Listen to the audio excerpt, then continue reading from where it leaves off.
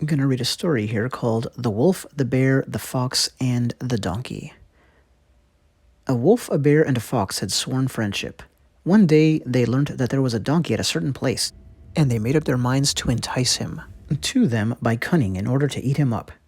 So they sought him out and promised they would give him 6 measures of barley at harvest time if he would allow them to eat him up just now. Very good, said the donkey. I agree to that. But you must not lie to me. You must promise to give me my barley without fail when the time comes. They killed the donkey beside the fox's lair, and the fox and the bear went down to the river to wash the heart and the lungs. The wolf remained behind. Listen, said the fox to the bear, we will eat the heart and the lungs just now, and if the wolf asks what we have done with them, you keep quiet and look at me. I will answer him. So they ate the heart and the lungs and then went back to the wolf.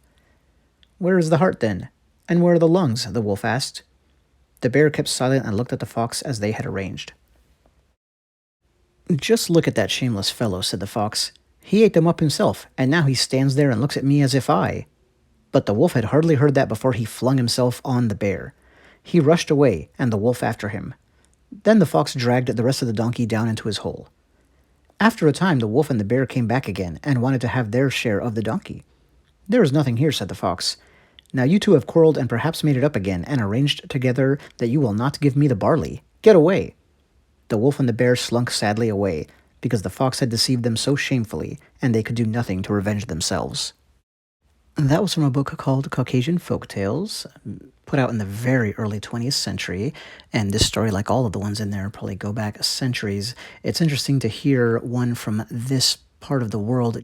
The Caucasus are smushed in between, well, lots of stuff. In modern terms, Russia, China, Iran, Afghanistan, Turkey, so definitely a place that historically saw a lot of migrations and therefore different influences. The story itself hews pretty close to the classic fox tale, right? He outwits several animals, not just the prey, but then also his fellow predators. And he gets the better of the wolf and the bear, even though they are both quite large compared to him. The fox has been paired up with lots of different creatures throughout storytelling history. The wolf and the bear are probably the two most common, if you don't count fowl, because the fox is often, hunting. And his favorite dupe, historically, is the wolf. He often gets him to do his work for him, as seen here in a Russian postcard image, a vintage postcard. So a modern remnant of the storytelling tradition from the part of the world we were dealing with today, because this is very close to Russia and everything we were saying a few minutes ago. This, by the way, is a piece of vintage art of an Arctic fox. It's not very accurate, but it's one of my favorite images that I found in my research. But now let's jump to an image that, like the postcard one, is more culturally appropriate to the story we were reading. Something else to note in that story, and it's a very common fox trait in stories, is how shameless he is. The attitude and the way that he accused the wolf and then told off the wolf and the bear at the end is definitely a similar vibe to what I've seen in stories from throughout the world. Part of what makes the fox, as I say in my book, the all-time animal antihero. You can't help but root for him, even though he's kind of a jerk.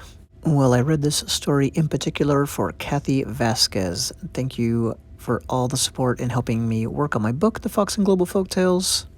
Your copy of Children in Global Folktales is actually en route to you right now. I hope to follow up with this one very soon. Thanks again.